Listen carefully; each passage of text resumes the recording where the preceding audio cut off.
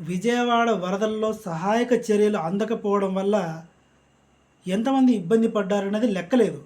కానీ మచ్చుకి ఈ వీడియోలో నేను 2 చెప్తాను. ఒక థర్డ్ క్లాస్ పాప స్కూల్‌కెళ్ళి ఇంటికొచ్చేసరికి అమ్మా, నాన్న ఇద్దరూ కొట్టుకుపోయారు నీళ్ళల్లో. సహాయక చర్యలు లేట్ అయ్యేసరికి అమ్మా, నాన్న మిస్ అయిపోయారు, దొరకలేదు. ఏ యూట్యూబ్ జర్నలిస్ట్కో కంట కనిపిస్తే వాళ్ళు వీడియో తీసి సోషల్ మీడియాలో పెట్టారు. చంద్రశేఖర్ అనే వ్యక్తి ఒక పాల డైరీలో పనిచేస్తున్నాడు. పాల డైరీలో పనిచేస్తున్నప్పుడు వరద ముంపుకు గురైంది ఆ పాల డైరీ. అప్పుడు తనతో పాటు పనిచేస్తున్న నలుగురిని రక్షించి ఒక రేకు షెడ్ మీదకి పైకి ఎక్కించాడు. తర్వాత అదే డైరీ ఫామ్లో ఉన్న ఆవుల్ని కట్టేసి ఉండడంతో స్ట్రక్ అయిపోతాయేమో, వాటర్లో మునిగిపోతాయేమో అన్న ఉద్దేశంతో వాటి తాళ్ళు ఉప్పేసి వాటిని పంపించేశాడు. తర్వాత చంద్రశేఖర్ కూడా పైకి ఎక్కే ప్రయత్నంలో కాలు జారి నీళ్ళల్లో పడిపోయాడు. పడిపోయిన తర్వాత ఆయన శరీరం ఎక్కడుందో కూడా తెలియదు. ఆయన నీళ్ళల్లో కాలు జారి పడిపోయి కొట్టుకుపోయాడన్న సంగతి ఎవరినైతే ఆ నలుగురిని రక్షించారో వాళ్ళు సోషల్ మీడియాకు చెప్తే తప్ప ఎవరికీ తెలియదు. ఆ చంద్రశేఖర్కి 8 నెలల గర్భంతో ఉన్న భార్య కూడా ఉంది.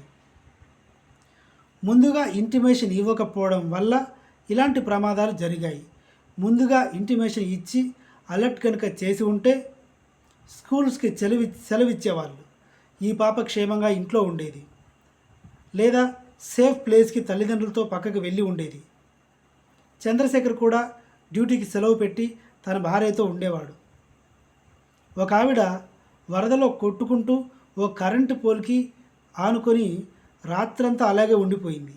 శరీరం కుళ్ళిపోయింది. పట్టించుకునే నాదుడు లేడు. పూర్తిగా ప్రభుత్వ వైఫల్యం జరిగింది.